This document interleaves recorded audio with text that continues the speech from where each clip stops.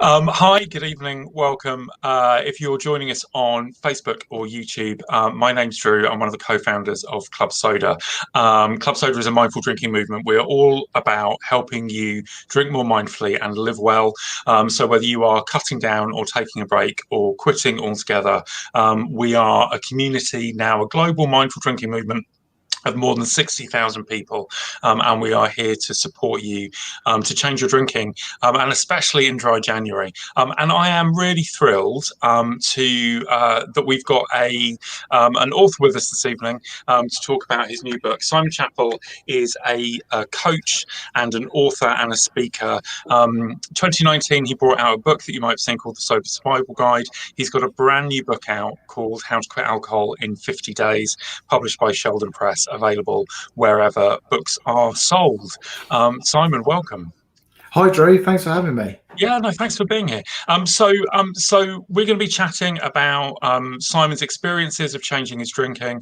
He's been sober for about 2.5 years. We're going to talk about what's in the book, but we want to hear from you about your experiences, how dry January is going for you. If you've been struggling, if it's been easy, whatever your experience. If you want some expert advice from somebody who has been there, who's got the miles under his belt.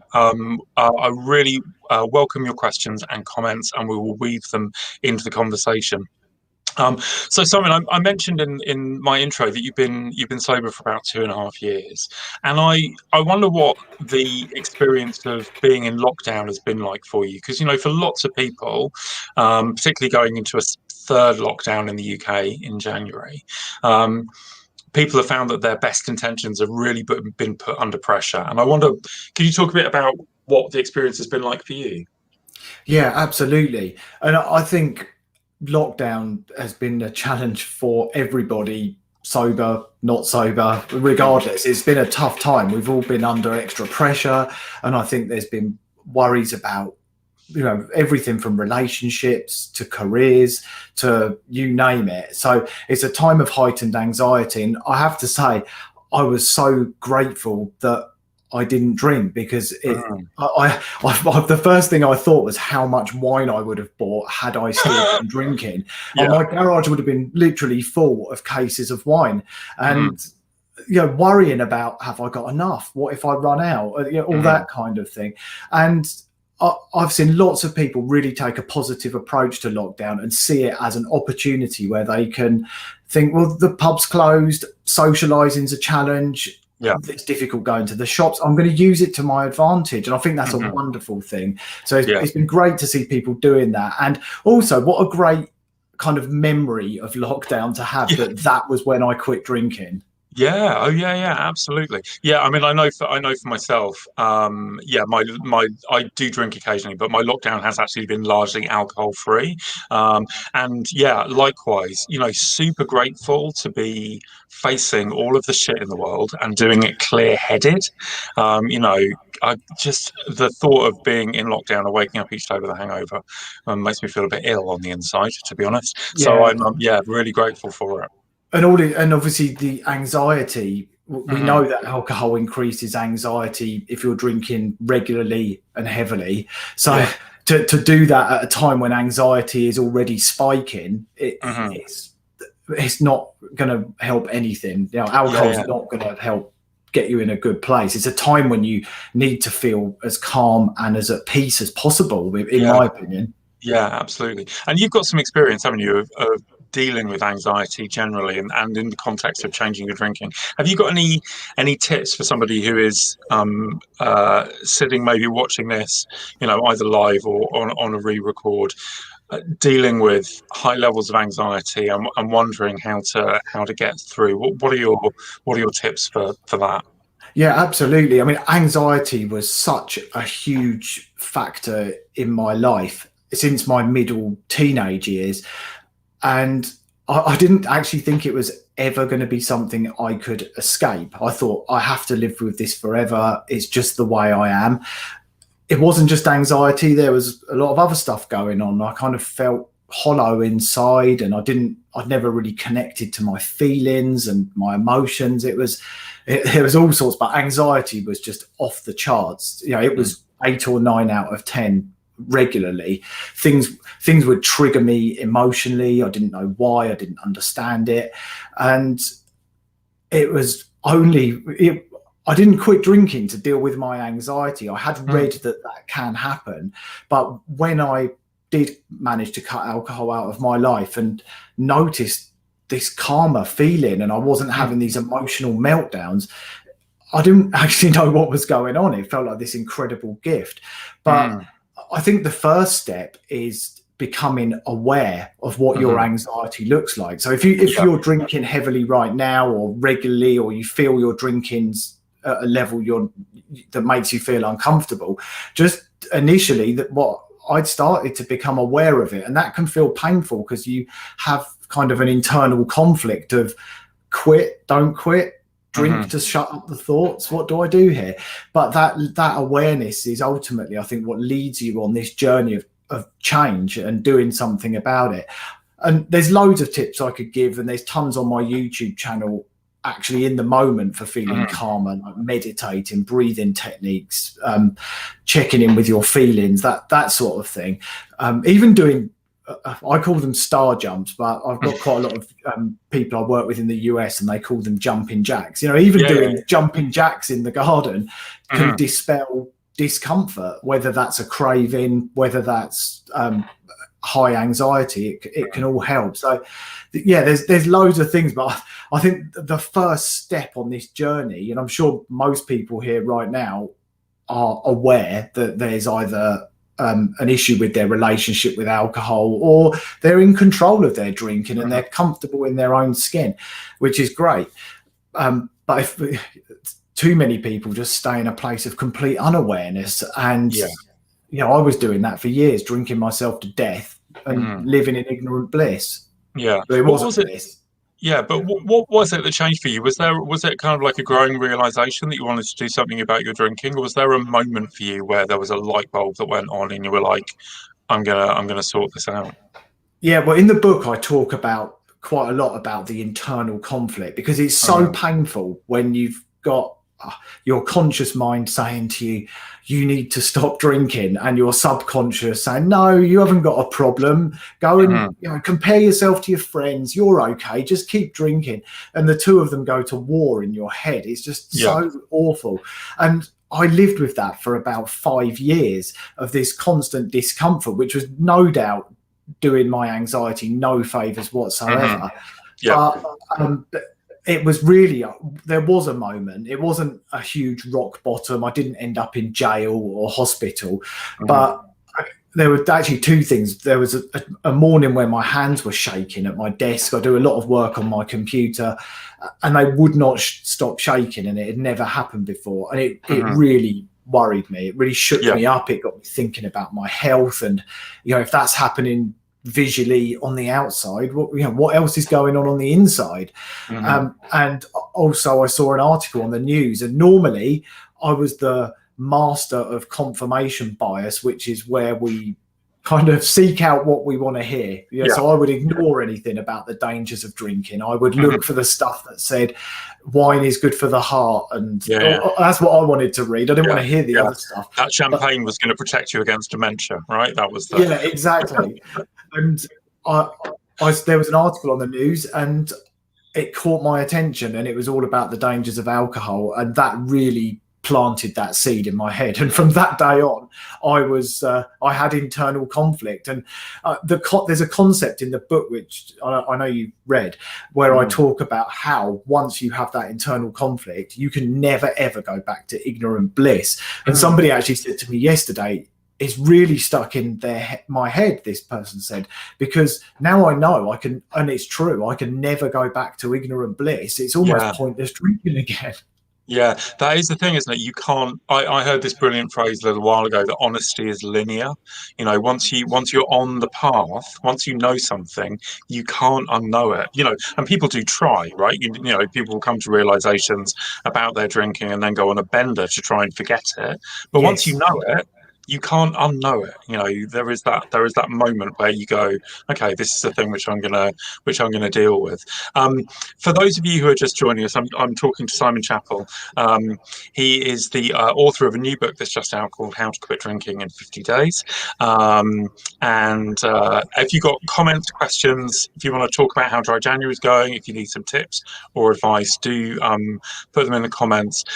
Just one comment that we've had so far. Somebody who said they've been working at home for around 6 years, and they can't stop. Presumably can't stop drinking, and they think it's work related. Have you got any thoughts on that? Yeah, I mean, it'd be maybe interesting to know a little bit more around the specifics. I saw the comment sort of working for 6 years and think that maybe it's related to the work, possibly. But I personally think there's often something deeper that's going on. I'm a big believer, because it's what happened for me and a lot of the people I coach with, that when we drink or any addictive behavior, when we're doing it to excess, it's generally to escape something, to suppress something. We don't want to face up to something. And you might find it's interesting that work has been mentioned, because after I quit drinking, I threw myself into work, and it almost became my new addiction. And so I would actually want to kind of give myself the opportunity to, and I invite people to give themselves the opportunity to actually experience what life is like, just for a period of time, without alcohol interfering with it. How does life get better? What does it look like? What comes up? What changes? And I know it can feel hard and challenging, but I always have this thought of, imagine going through your whole life drinking all the time and never knowing what the true you look like, the you without the mask of booze, that perhaps is never looking inward and looking at what's really going on for you. So I know the comment is, I think it's the work, but I'm sure that's creating stress. But I imagine there's probably more to it. However, equally, if you could take a break and give yourself the opportunity to experience it and see, so much of it's about what you gain, not what you lose, because you don't actually lose anything whatsoever. And just the first step, other than awareness, which it sounds like there is awareness, is educating yourself and really learning. And I threw myself into it like I was studying for a university degree. It became like a new obsession. I realized that an alcohol-free life looked so attractive that I became hungry for it, and I wanted that badly. And then I started educating myself, learning, and the more I learned, the more I wanted it, and I just kept pushing. So education is key. Yeah, absolutely. So we're right in the middle of Dry January, right? And there will be people watching this who this is the first January that they're making a serious attempt to stop drinking. Maybe just for the month. Maybe they're thinking, I'm just going to do it for the month. Maybe they're thinking this is a longer term thing. But people who are in it. But I'm also really aware, from talking, to friends and around the Club Soda community, there are people who maybe did 6 days, maybe 8 days, maybe 10 days, maybe, but it's got too much, and that they've taken a break from drinking. And there's something in your book which I just wanted to read, because I think it's so helpful, just about the expectations that we set ourselves. And you say this: it's important to understand you may have given yourself unrealistic expectations in the past. Quitting alcohol is like learning a new skill. It takes time, and there are almost always setbacks along the way. This is not to say that it's not possible to quit drinking right now. Spontaneous sobriety can happen, but I prefer you to have hopes and expectations that you are confident will be met. I think that's such a helpful mindset, for anyone who's going through Dry January, maybe who, had a good intention and it's gone wrong, to keep at it and to have realistic hopes and expectations. Yeah, I totally. And I think as well, like, even thinking, oh, it's gone wrong, it's a setback. I mean, someone emailed me today, and they'd had a drink after, I think it was about 60 days alcohol free, and they were mortified that, oh, I've got to go back to day one, and just felt like a disaster. And I totally understand why they would feel like that. But if we can think, actually, and it was an email, I emailed them back. It was a blip. You don't have to go back to day one. It could be 60 days minus one. There's no rules. It's not. There's no law. We can do it how we want to do it. And equally, and it seems hard at the time, but when these things happen, instead of sort of thinking, well, that's it, I'm a failure, which you're absolutely not, because you only fail when you stop trying to get where you want to be. Start to actually look at what information it gave you. What did you learn from it? I think it's a signpost. There will have been feelings and something happening, a trigger prior to taking a drink that can give you so much information to learn from next time and possibly put boundaries in place. And usually it's either people, behaviors, situations, or places generally, and you can look at those and think, actually, it was because of something that happened or something somebody said, and then put some boundaries in place so that doesn't happen again. I did a video on my YouTube channel and said why Jeff, I always pronounce his name wrong, why Jeff Bezos, the guy who runs Amazon, why he can help you with your sobriety. And which most people probably thought, how the hell can he help? But at Amazon, they have a kind of mindset of when something goes wrong, they fix it so it never happens again. They investigate it, they change the process so it never happens again. And I think if you bring that into your alcohol-free life or dry January, I think, okay, there's going to be some bumps in the road, but if I kind of polish the diamond a bit more every time and put boundaries in place and change the process and learn, it can only get better. You're only going to improve. Yeah, absolutely. I heard it really brilliantly reframed as well, particularly if you say you had a streak of, where are we, 14th of January, say you've had 13 days, and then it's gone to pot, but you're starting again. Here's another way of reframing it. You are practicing the skill of starting again. That's the thing to congratulate you for, that you're not accepting it as a done deal, that just because it went wrong on one day you're going to drink out the rest of January. You're committing to having another go, and that's a brilliant skill, to pick yourself up and keep going when things haven't gone to plan, because of course they won't all the time. Yeah, and I think you showed the inner strength that you have and the sort of determination that you have within when you're able to sort of dust yourself down and get back on the bike like when you were a child and fell off it. You just get back on. I also encourage people, particularly if they're finding they're having a lot of day ones or experiencing setbacks or whatever we want to call them, to perhaps not focus so much on counting the days either. And even during dry January, if there's been, it got to 8 days and it was a bit much and you had a drink, rather than beat yourself up, I encourage people to kind of get a wall chart, and because I like people to use dry January as an opportunity to really learn and to really experience what changes over the period, rather than just grit their teeth until the pub opens on the 1st of February. So that get a wall chart and work out what work you need to do every day. So if you wanted to quit drinking, you might say, well, I want to read a chapter of a book every day. I want to watch a YouTube video every day. I want to jump into the Club Soda community every day. And that might take 20 minutes or 30 minutes a day. So you kind of define what your work is. And instead of counting the days on your wall chart, just ensure you show up and do your work every day, and put an X on the wall chart for every day you show up. And then it's sort of more in your control if you've experienced setbacks. And like you said, it's like learning a new skill, or it's said in the book. Yeah, that's what you said. The more you practice, the better you get. Yeah, absolutely. So let's talk more about the book, because I was when I read it, I was really struck by the fact that it's not a quit on day one approach.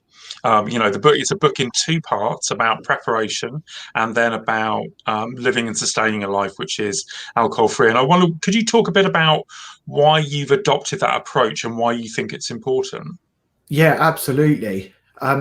So I actually thought if I'd picked up a book and like on day one there was an expectation of, right, put the bottle down now, and I hadn't done any pre-work, I think I would be quite anxious. And at the time I was drinking, the thought of a day without it put a knot in my stomach. And I felt like I needed my hand holding for a period until I felt ready. So that was effectively what I wanted to do over the first 25 days, was hold people's hands to a point where they felt, yeah, do you know what? I'm ready to make that commitment now. I'm ready to say, yeah, I'll take 2 weeks off. I'll take 25 days off, a month away from alcohol. And I can see all the value in doing it, all the benefits of doing it. But equally, if somebody has already quit or they're at the early stages, it's still relevant and appropriate. So it covers both bases, I think. But yeah, I certainly did that intentionally. I wanted there to be some build up to it rather than just sort of dive straight in. Yeah. And what do you think what do you think are the most important things that people can be? So if anyone's watching this who is in the process of thinking about change, what are some of the things that you think that people can do to prepare for a period going alcohol free? I guess kind of both physically, but also psychologically. How do you get yourself in the best possible place? I think probably the first thing to do, if you were sort of questioning your relationship and considering quitting, you'd maybe become sober curious. I would definitely start to get mindful about it, and I would start to practice keeping a journal. And I know some people think keeping a journal is a pain in the butt. We're all busy enough as it is. But even if you just got some bullet points down each day of maybe how much you drank, how it felt before, during and after, and the morning after you drank, and just started to be really, really mindful about how alcohol's showing up in your life, how you're showing up in the world, and adopting a really curious approach to it all as well, like a kind of bit like a detective looking for kind of clues to what's going on. I think that's important. I mean, definitely, I mentioned earlier, like educating yourself is so important. I think finding a tribe or a community of people that you feel really connected to is an important thing. And yeah, there's some great Facebook groups. I run a Facebook group. You guys have got an amazing one, and there's some awesome ones there. Be careful not to join loads and loads, though, otherwise your feed just gets filled with it. I kind of overdid it a little bit when I first started exploring it. So journaling, mindfulness, joining groups, yeah, that's really important. I think another thing is maybe considering the best sort of I was a home drinker, so I drank to a kind of routine, and I did it like every single night. And when I quit, there was this big void, and I still wanted to sit at home and watch Netflix some nights and do what I did. So finding all these amazing alcohol-free drinks, and I don't even know if alcohol-free is the right word for the likes of the botanical drinks, because they're not trying to pass themselves off as alcohol. They're just wonderful drinks, and they're like a grown-up adult beverage. But finding an alternative that you love the taste of, I think that's something to explore. But I did that with a sense of excitement, because I remember waiting for the delivery guy, like, I'm getting a new bottle of whatever it is today, and it was just so awesome.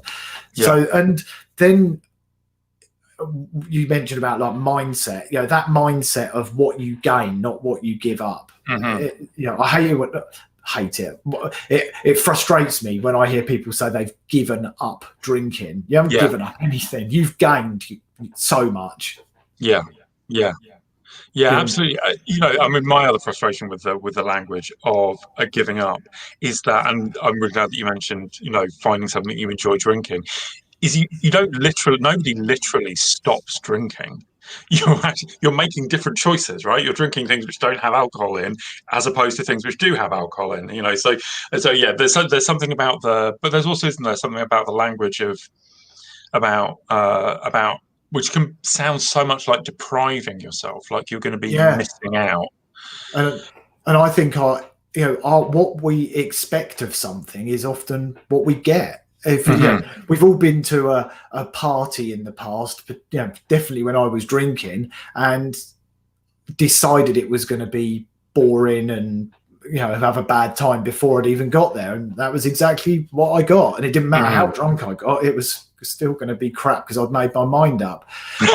There's a video on my YouTube channel, and it's called "Why We Need to Think Like Vegans When We Quit Drinking," and the point of it is that when you look at somebody who's vegan, which I'm not actually, their outlook is the one I believe, and I definitely did adopt in sobriety, which is we don't see vegans in the corner crying because they can't have steak and they can't have dairy products. They own it. They're proud and passionate about what they do. They don't feel any sense of loss. They feel they're part of a kind of community, and they belong there. They're happy with the lifestyle choice that they've made, and it is a lifestyle choice.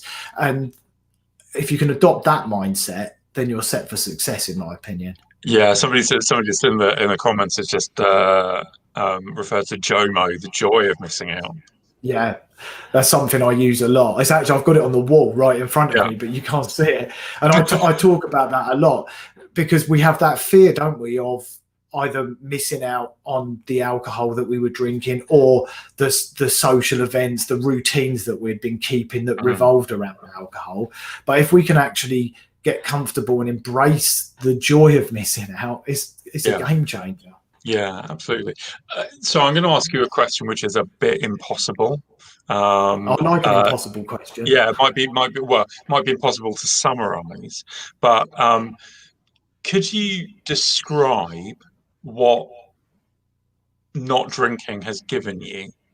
What are the best bits of being sober for you?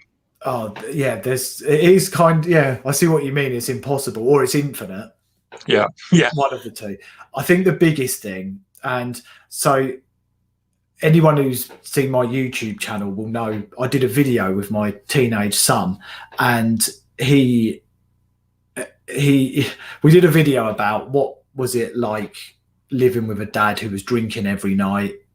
What was it like when I wanted to quit, and what's it like now? And he talked about, some of the terminology he used. I think he was 13 at the time. He said, you used to be dead inside and things like this. But the real thing that was so powerful, and I get messages about this quite often, is that he said he was exploring his gender identity and his sexuality at the time, which was obviously huge for him. And he didn't feel, when I was drinking, safe enough to talk to me as his dad about any of that. He kept it to himself, and unfortunately he was self-harming as well. And after he quit, he opened up to me about it, and we kind of went on this journey together, and we even went to Pride together, literally on a journey. And we explored it, and he felt safe enough to reach out to him. And my relationship with him, I can't tell you how much it's changed. It's absolutely unbelievable, which is why I did a video with him. And then of course with my wife, we had become disconnected emotionally. Neither of us were really connected to our feelings. We've both got stuff from our past. I've got traumas and things like that from when I was younger. I think we all have something. Nobody, I don't think, has perfect parents. There's always little things that can come up and things that trigger us. But our relationship just, became re-energized. So those things were incredible. Then there was all the extra time I had on my hands.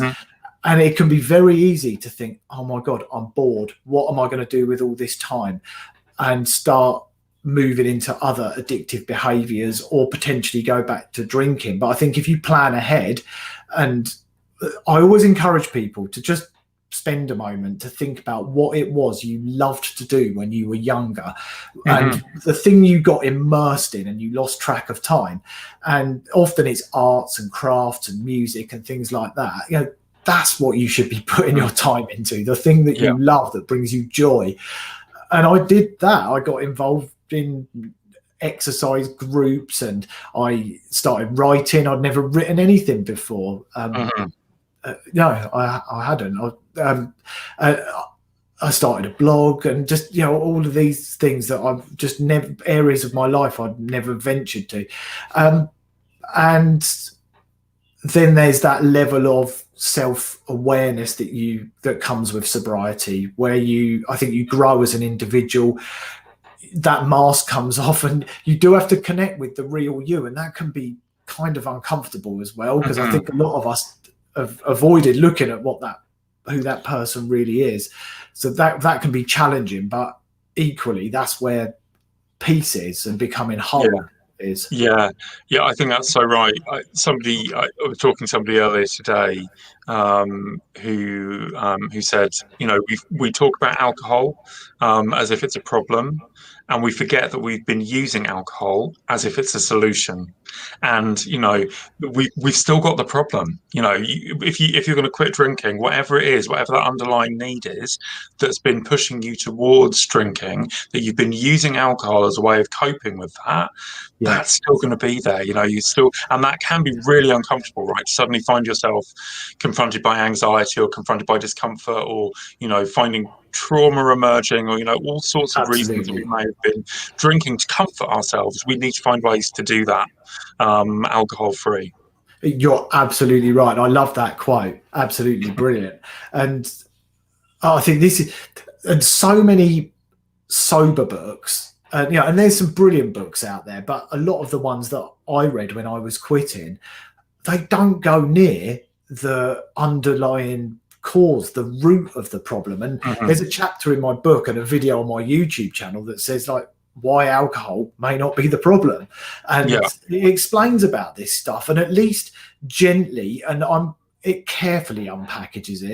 You know, we don't want to hit that stuff with a sledgehammer.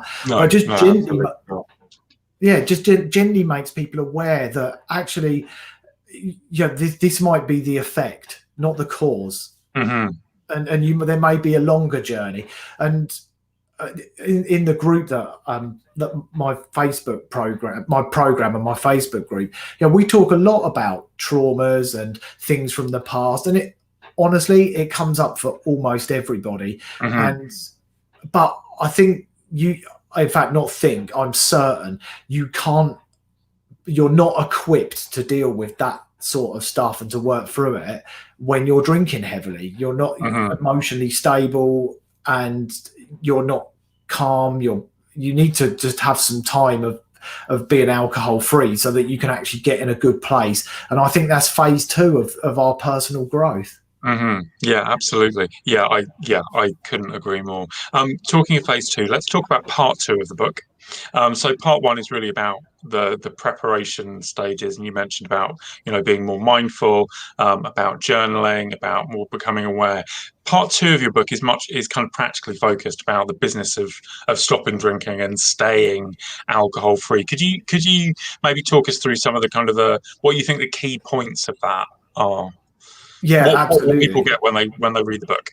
Yeah, for sure. So really, I try, when I write, and people do kind of comment on this, I try and avoid all the jargon, and I try and make it sort of easy to understand and simple to grasp. And I want people to come away from reading that book really feeling like, I know what I need to do. I feel like I've got the tools and I'm equipped. So that was very much at the forefront of my mind. With it being a day-by-day book, it was a little bit difficult to think, okay, well, where do I put this bit? Where do I put that bit? Because I want to address things like social functions. I want to also talk about, how do you go on holiday? How do you do all these things, but we don't know what day people are going to do that on. Yeah. But yeah, that second part is very much around hand holding, evaluating where you're at. On a regular basis, kind of checking in with certain things, and I get people to make a freedom plan for themselves in the book as well, where they actually define what freedom, what success looks like to them. I think a lot of people just think success is having money, and it really, what is success to you? Is those sort of things. So it does ask some quite deep. It asks people to kind of explore quite deeply and ask themselves some questions, but I think they're asked in quite a straightforward way, and I always share my answers that I gave to those same questions. But in terms of the practicalities or practical things that come up over that period, there's a lot around really sort of, like I say, then we make a freedom plan towards the end of the first 25 days. People make a commitment, and there's a lot around kind of finding the right accountability, and actually sort of how are you going to do that? And it asks people quite directly, where are you going to get that from? And then it asks people to almost conduct an audit of their life. So I mentioned earlier, people, places, behaviors, situations. It directly asks people in the book, what are they? What could be a threat to your alcohol-free life? And there's space to write things down. So it actually says, write it down. Let's get clear on it. And then it will say, what are you going to do about it? Like, let's put something in place so that's not a threat any longer.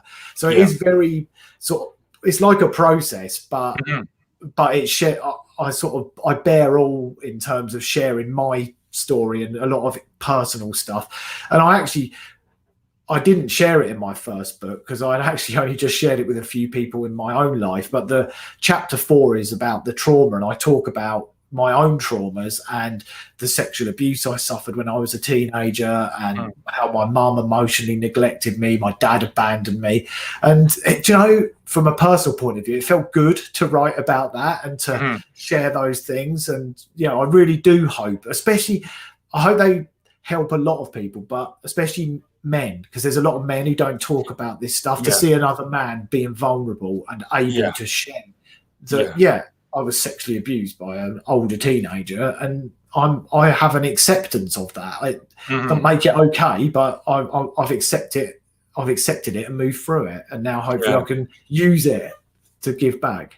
Yeah, and I think it is so important, and thank you for sharing it, because it is so important that those stories get told and heard, because it does, you're absolutely right, create a space for people to say, it's not just me.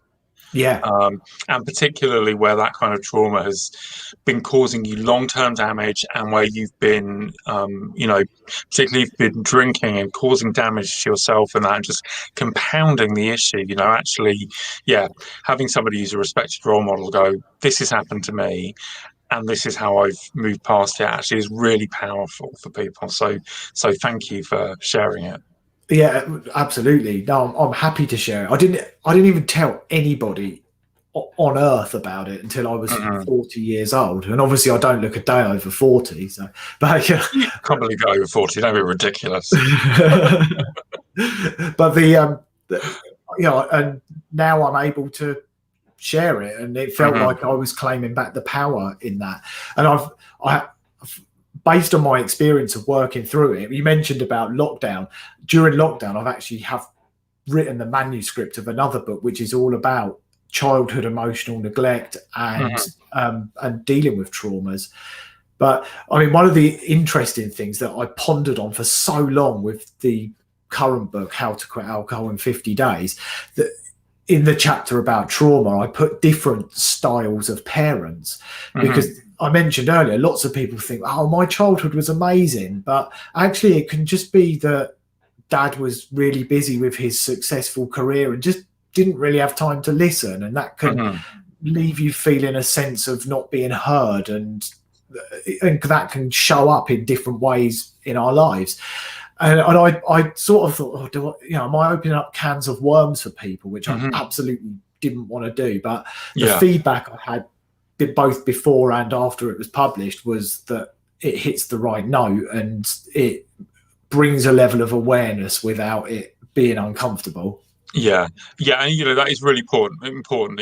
We have in this conversation touched on some really big, difficult subjects, which can be really triggering for people. So it is really important to say that whatever you've experienced, there is no value in approaching those experiences and re-traumatizing yourself. You can approach those situations and those memories gently and prioritize your well-being. That's the most important thing. Keep yourself safe, keep yourself grounded.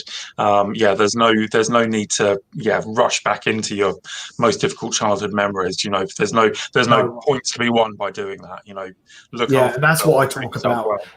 Gently unpackaging it. Don't hit it with a sledgehammer. Like you say, Dru, looking back and churning over a painful memory simply re-traumatizes you. Whereas if you can, I think the goal is to move to a place of accepting what happened. Like something happened in the past, and I have an acceptance of it. It no longer triggers me, and but it doesn't mean I think it was okay. I just have an acceptance that it is what it was. It was what it was, and it's what was. Yeah. But you're absolutely right. And if anyone does have those, feel sort of triggering emotions or anything like that, then I always invite people to explore them, and but we gently explore them. Just kind of ask yourself, well, where's this really coming from? And particularly when you're triggered and you think, I need to drink, I need alcohol. The question I love is, what is it I really need right now? Often it's a hug or some love. I mean, we had quite a deep. So I did a YouTube video about 4 or 5 months ago, and I still haven't put it on YouTube. And it's called "Why Love is at the Root of All Addiction." And I 99% am confident of my theory, but I'm not totally confident. But I think ultimately that is what we all need and seek when we turn to addictive behavior. We might feel like we need connection from someone, or we want our voice to be heard, or whatever it might be. You can kind of, when you sort of actually peel back the layers of the onion, at the root of all of it is we just want to be loved. Yeah, absolutely. And and that is really tough right now. I speak to people who going through lockdown, living alone, who haven't had physical contact with another human being for 9 months. God. It is really tough. It is really. I'm part of a men's group, and it's such and that's an amazing thing. I know I mentioned about men and trauma. There's something called the Mankind Project, which I'm actually nothing to do with other than this men's group that I'm part of, and it's just they provide amazing spaces for guys to be able to talk vulnerably, openly, leave their egos at the door, which was hard for me, but. And actually just be honest and share things that maybe they felt shame about and stuff like that. But sorry, where I was going with that was that we were talking about loneliness yesterday. And also, it's interesting. There's 2 types of loneliness, I think. You can feel lonely as in isolated and I'm on my own. But actually, some of the guys that I connect with felt lonely in their relationships. And that again, even just, and often addictive behavior will show up as a way of just numbing that all out. Whereas actually, if you can acknowledge, like, I feel lonely, I don't feel like I'm being heard or seen in my own home. That doesn't feel good. At least acknowledging it, then you can start to do something about it, whether that's counselling or whatever it might be. Yeah, absolutely. Yeah, I mean, I think that's worth saying as well, isn't it? You know, there are people who've been very happily alone during lockdown, and actually, loneliness at its heart is an imbalance between our need for comfort and connection and our ability to get it. You know, Yeah, and so you're right. You can be in a household of 20 people and feel profoundly alone because your need for comfort and connection isn't being met by others, and that, you know, and particularly where that can be a trigger for drinking as well. I think it's yeah, one of the things I think is important is to learn how to look after yourself. You and know, to learn how to comfort yourself. You know, and give yourself meet those needs in yeah, helpful ways. self-love and self-care is just so important. Yeah. But and again, I did when we had this conversation in the group I belong to.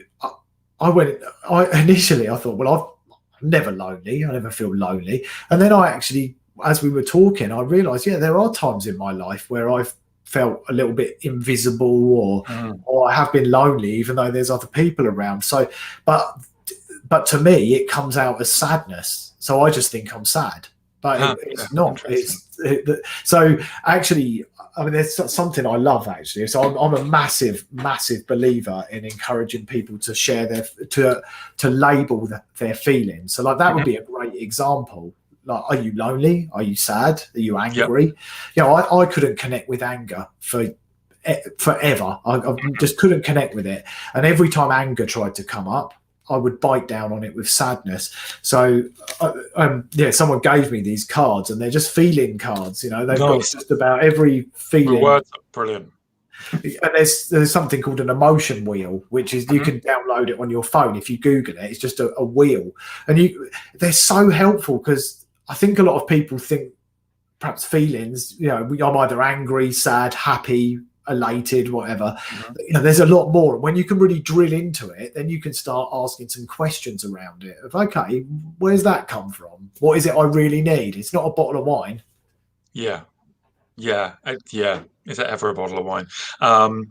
Simon, this has been brilliant. So, for those of you who joined us late in this conversation, I'm Dru, one of Club Soda's co-founders. Simon is the author of a book which is out right now called "How to Quit Alcohol in 50 Days," and it's an audiobook as well. It's Yeah, available it's on an Kindle, audio. and it's available as a physical thing as well if you want to hold it in your hands. Yeah, Um, absolutely. Yeah, I yeah. narrated the audio book myself, which was quite an Oh, awesome. experience. Yeah, Awesome. went to the recording studio. Brilliant, brilliant. Well, yeah, Simon's book is out now. Just by way of summary, it's 50 step-by-step days to take you on a journey to quit alcohol in two parts. One half for preparation, and the other, you know, supporting you to live a life that's alcohol-free. It comes highly recommended by us, as does Simon and his community. You can follow him. Actually, why don't you tell people where can people find you if they want to connect?